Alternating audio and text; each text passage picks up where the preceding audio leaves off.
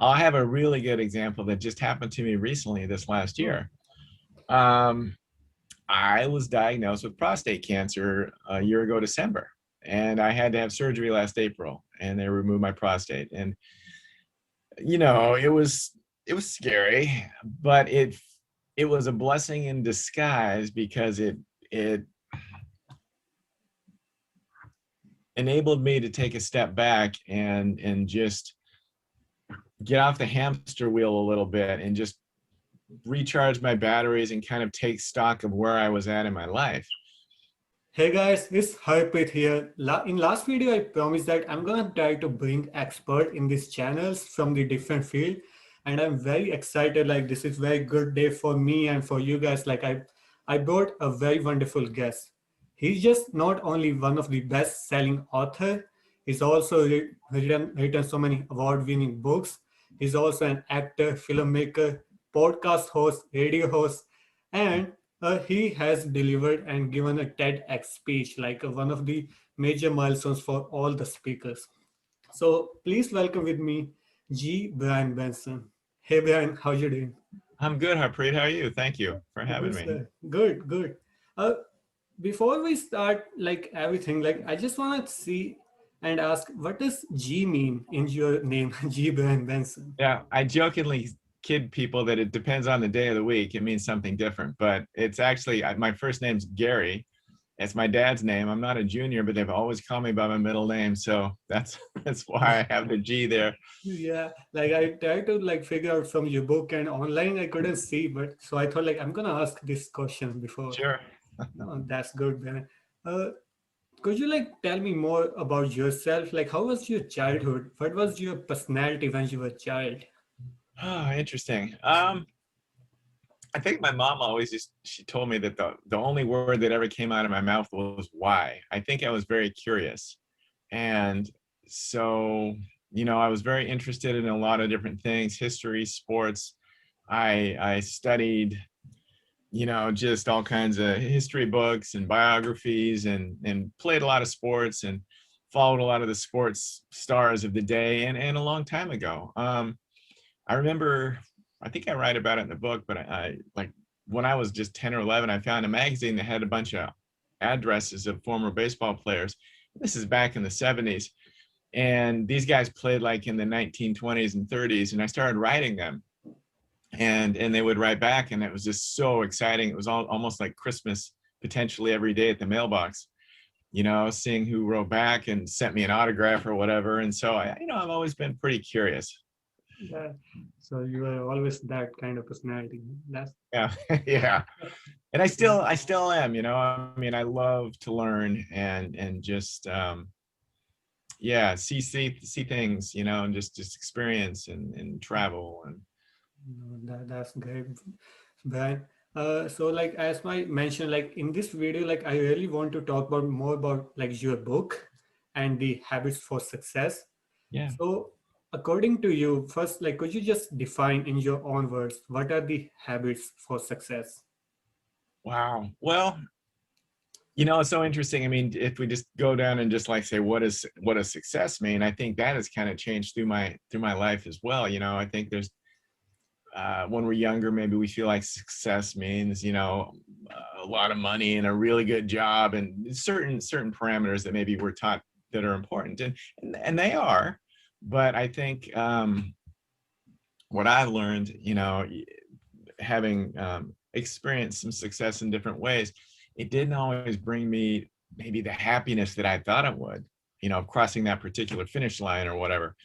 And so I think the older I get, I just realize, success is just being healthy and happy and having people to connect with and the ability to feel and express our creative, needs and desires and to be able to share that.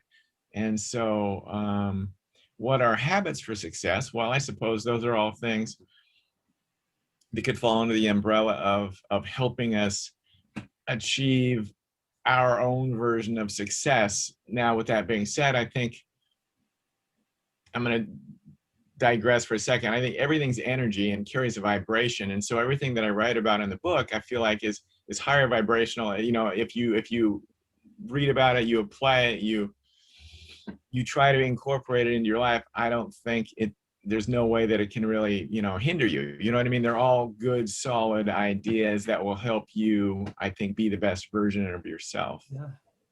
Yeah, but this is not your the only book like Habits for Success, right? Like you have written other award-winning books, but what you think like what made this book like special? Like this book became Amazon one of the best-seller book, and last time I checked, it's still in the top 10 in Amazon for the best volunteer work books. Like, what was so special about it, and why you think like it's impacting people's lives? Well, I think this book, I mean, they're all special just because they're all a part of me, and it was an opportunity for me to share and try to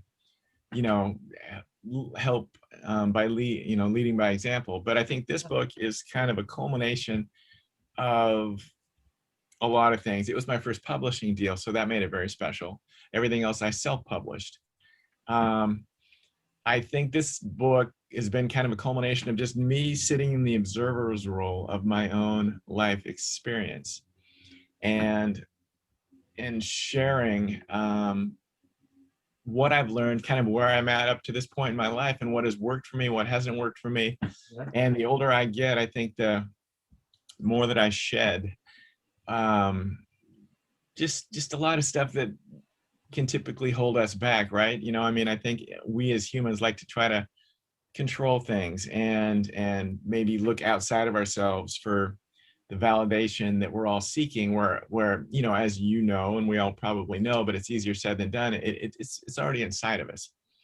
And so I think the further along I've gotten, the more I really can kind of embody that and not look outside and do all those things to try to gain, the happiness that we all seek, that usually when we find it outside of ourselves, it's short-lived. And so as I get older, it's just, I find that I'm able to kind of sit in it in a more sustainable way. Yeah, well, it's good. Like you mentioned, like you try to share your journey, and I read your book. Like you really put your real life examples in it and try to explain every habit with the example. Like that was so wonderful for that book. Uh, Thank Brian, like in one chapter, like in very early of the book, you mentioned that everyone should try to convert their fear into the excitement so that like it can help you for their self growth. I'm very curious on it. Like, what's your thought on it? Like, why you put that, try to convert your fear for into the excitement? Well, for me, I've kind of just been on this journey for the last 12 years. I left my family business 12 years ago, really into the unknown. I did not know what I was going to do. I just felt like I was done growing, and then I was kind of burned out, and I knew I needed a new challenge. And so I accidentally wrote my first book, as I've always tried to be the best version of myself, and I was feeling out of balance. So I sat down one day to write down 5 things that I knew that would help me stay in balance, and they did. And then my intuition started screaming, expand the list and write a book. And that was kind of, whoa, okay. So I did that. I made an effort to do that, and it just kind of poured through me. So then I self-published the book, and it didn't sell a whole lot of copies because I didn't know how to sell a book then, but I was also very afraid of speaking in public. And so I knew that if I wanted to share this message, I needed to overcome that fear. So kind of now to answer your question, I knew that there was a lot of gold on the other edge, on the other end of me stepping into that fear.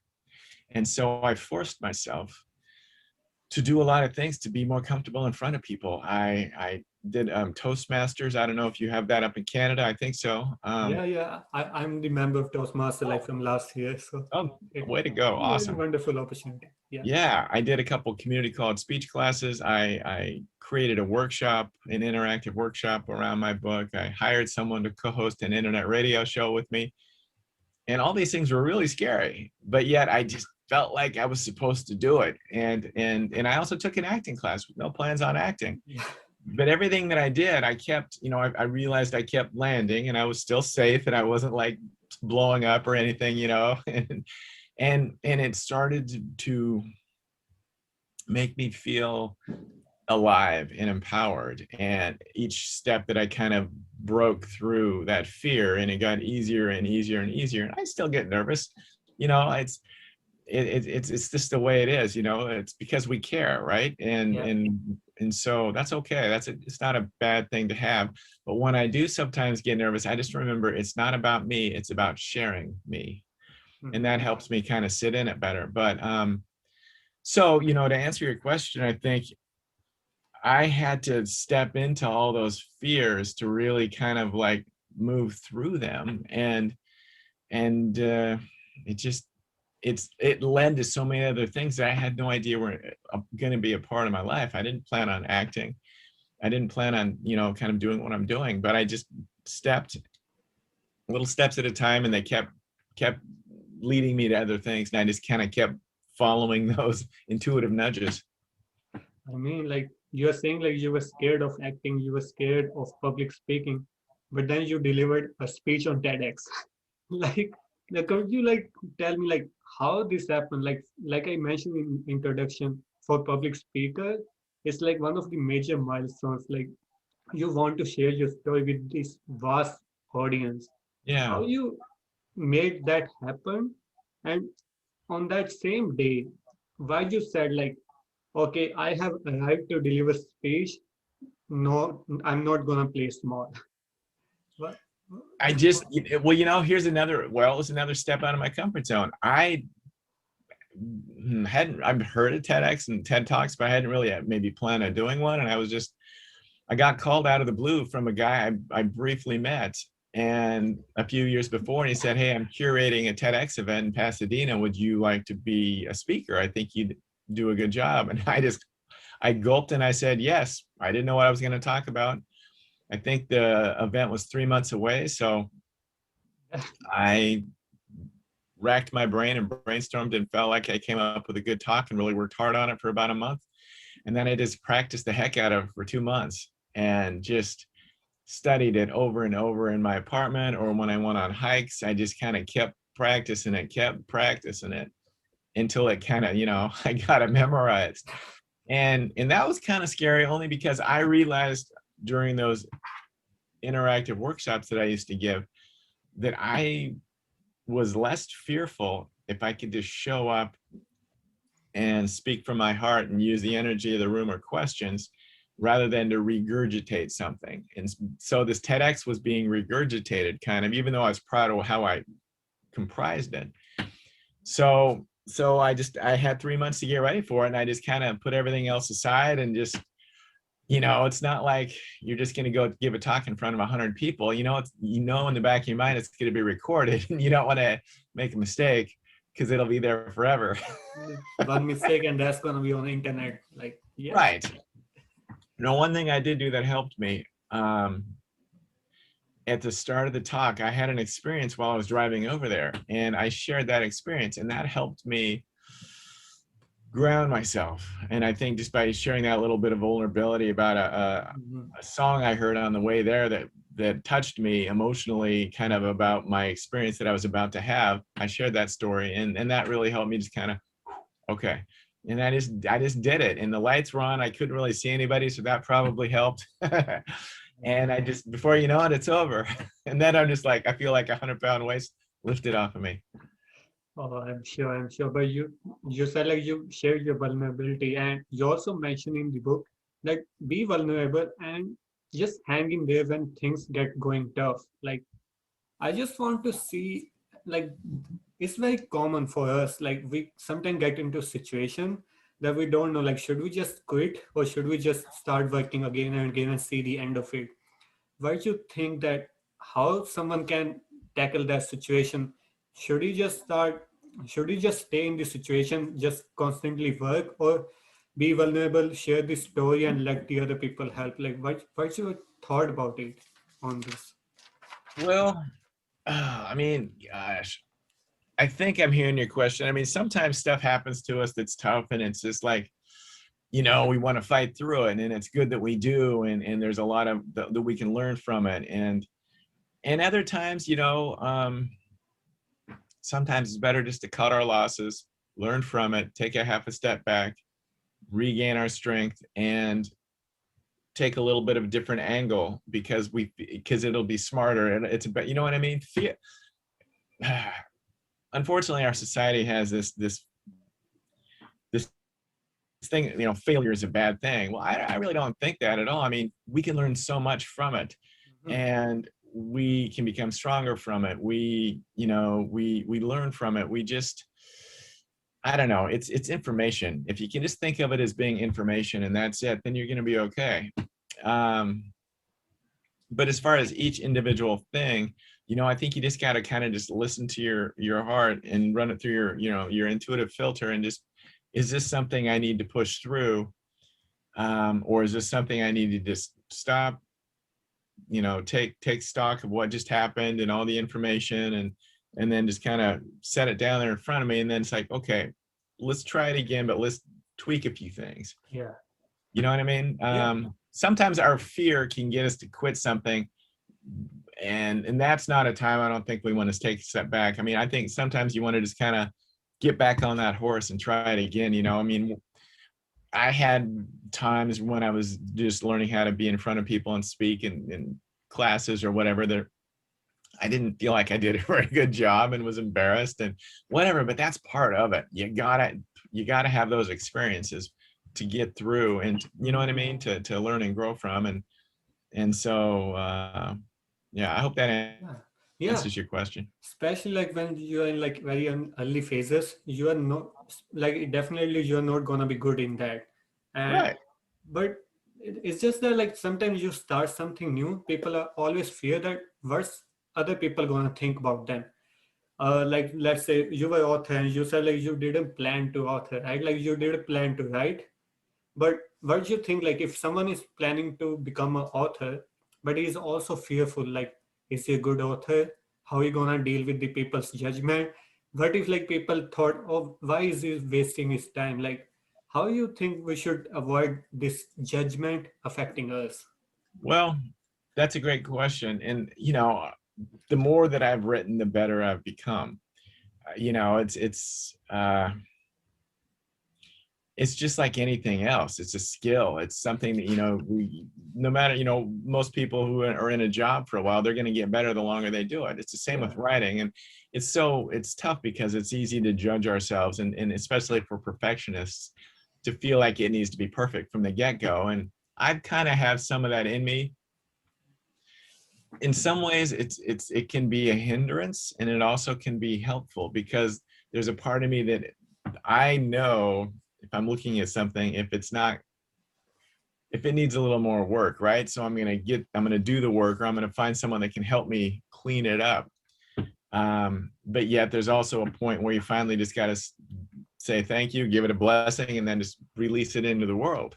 And some people can hang on to something far too long because they're trying to get it just perfect. But that'll kill your joy of the whole experience. You know, there's that fine line of just practice. You just got to practice like anything else. I mean, anybody who's been in a band, I mean, there, you know, Malcolm Gladwell had that one book, I forgot the title, but it's all about putting your 10,000 hours in, you know, and To become perfect. so just have fun with it. Just don't put too much pressure on yourself. Just do it for yourself. I try to tell people, I project coach, and I, you know, to help people birth books and other things, and I just tell them, you know, don't put a lot of pressure on yourself to have this book sell a lot of copies. This book is for you and yourself first and foremost, and for your own growth process and healing or whatever it may be.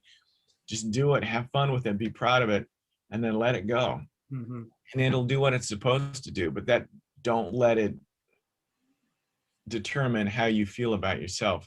Because I did the first few times, and every time I would release something, I'd start to, is this the thing that's going to spring me? And it just killed my joy, and I'd be depressed. And it's just, man, when I should just be really excited and happy and proud. And I am proud, but yet it just,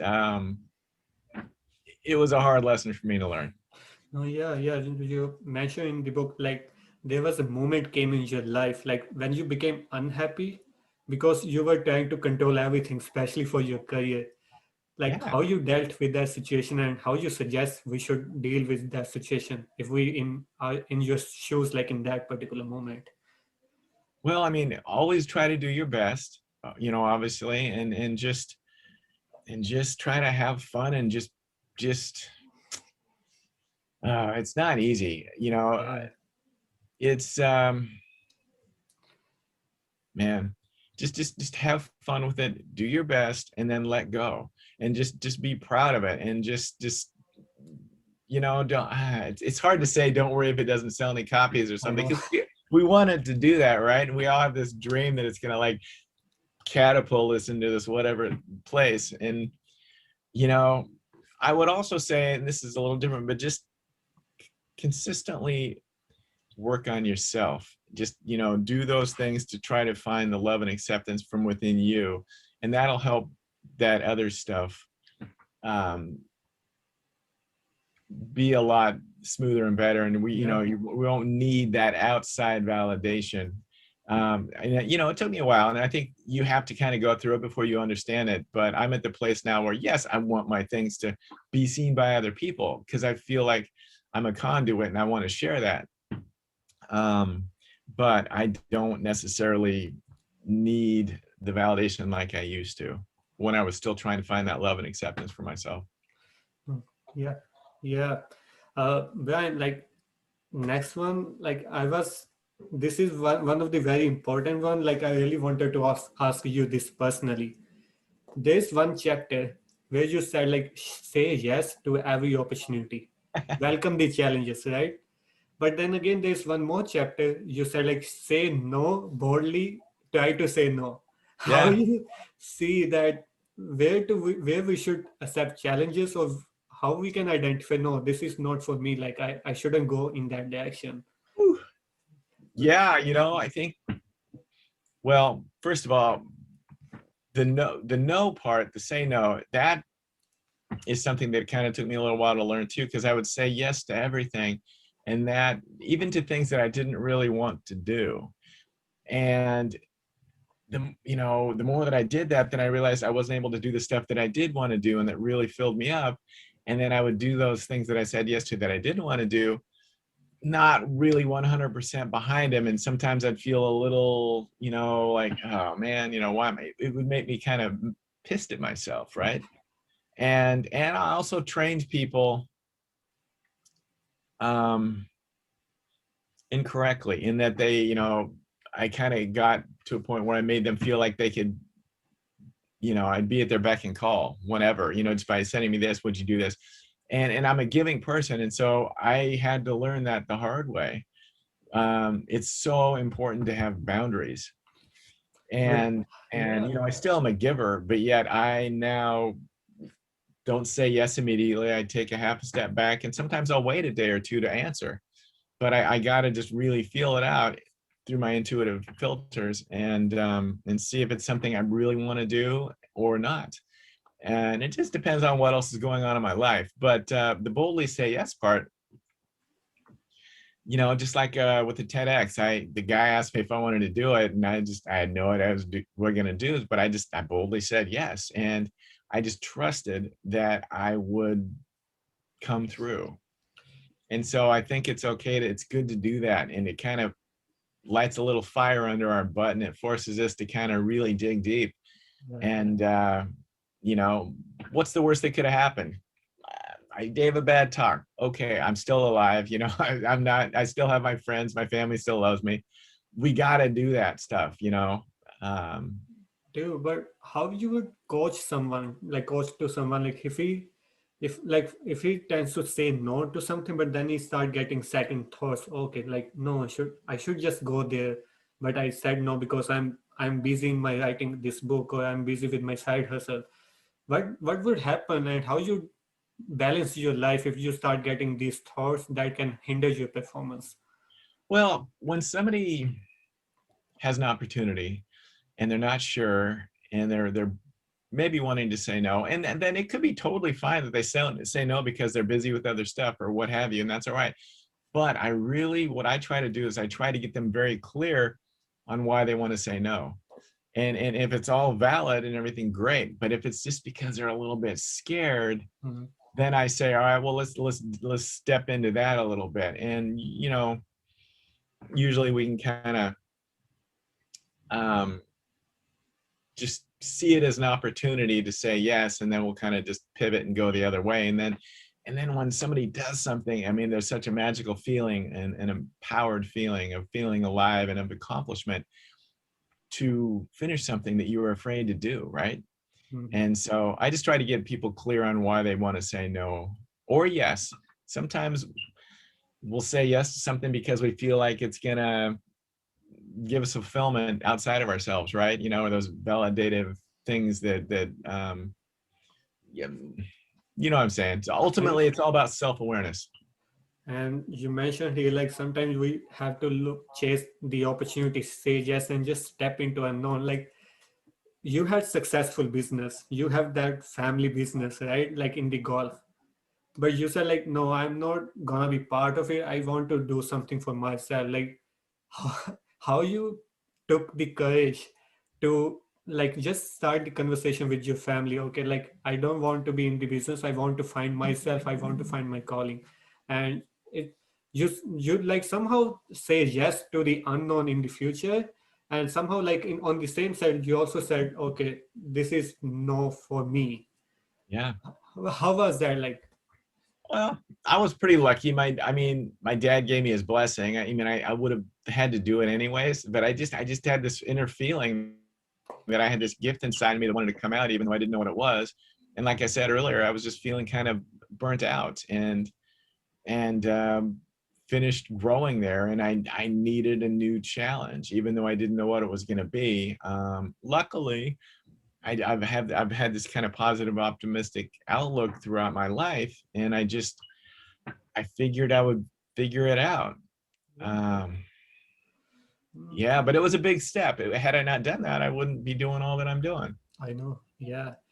uh, Again, like Brian, one of the things you mentioned in the book is that one of the successful habit is that try making a habit and like surround yourself with the fun people, fun loving people, energetic people, so you can also carry their energy, also carry their aroma aura. There's also one popular belief that surround yourself with the five successful people, like you are the product of five people around you. Like how you took this, like how is, are you trying to like say like same thing, like, or what's your, how you compare this to have a, should you like surround yourself with the fun people or try to work on yourself, find how you, what's your thought on it? Well, I think ultimately, the more positive, like-minded people that we can surround ourselves with, just the more inspired we will be ourselves to kind of keep moving forward and keep working on ourselves and keep, you know what I mean? Just that gaining that self-awareness and that inspiration to create and be the best version of ourselves. So, as we grow, unfortunately, sometimes maybe uh, friends or colleagues might not be kind of growing at the same pace, and they might kind of hang back a little bit or for whatever reason. And that's not always easy, but it doesn't mean you ignore them, but you just, I think it's just, I've always been an advocate of just surrounding ourselves with people that we want to be like ourselves. Like when I was starting to do this, when I wrote my first book, um, there was a few authors that I really liked and enjoyed their stuff, and I didn't know about them personally or anything like that, but I just tried to kind of emulate some of that, and I was always just trying to step into the best version of myself. And so I think, how can we not if we just really are around good, positive people, right? Yeah, yeah. Just like we just ending to the, we are closer to the ending, but I just want to ask, like in one of the chapter, we always hear like it's very common, be grateful of the things, we be grateful of every good little things, but you put be grateful of good and even bad things because that's where the learning experience comes from. Like I just really want to see your perspective on it. Sure. I have a really good example that just happened to me recently this last Oh, year. Um, I was diagnosed with prostate cancer a year ago, December, and I had to have surgery last April, and they removed my prostate. And you know, it was scary, but it was a blessing in disguise because it enabled me to take a step back and just get off the hamster wheel a little bit and just recharge my batteries and kind of take stock of where I was at in my life. And I realized that I'd been pushing pretty hard for a long time and I needed to take a little break. And I ended up moving from LA, which I'd been living in for 7 years. Now I'll still go back there for projects and films and stuff, but I'm up here in Oregon, in you know the area where I grew up, just for this winter, and I decided to go on drive a used RV around the U.S. this year, and work on another book and create some content and project coach from on the road. And so, in some ways, had that not happened to me, I don't think I would have maybe been able to step back like I have, and come you know with my work now in ways that are more sustainable for me and more enjoyable for me. And I kind of let go of some stuff that I don't miss, but I needed to take a step back to realize that I didn't miss it, and that it wasn't necessarily the healthiest for me. Yeah. No, you said like it's blessing in disguise. Now you are trying to like move in the US.